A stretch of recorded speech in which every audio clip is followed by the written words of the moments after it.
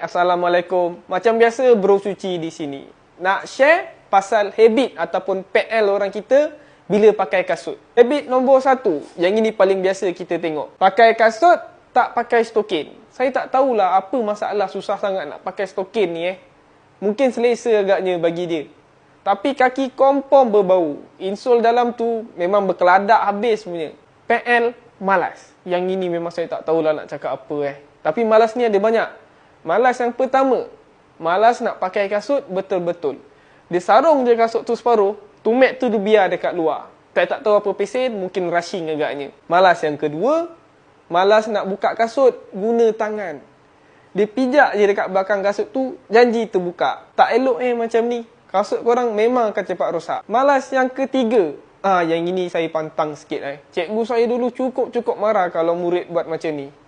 Jalan seret-seret. Saya tak tahulah apa yang malas sangat nak angkat kaki tu.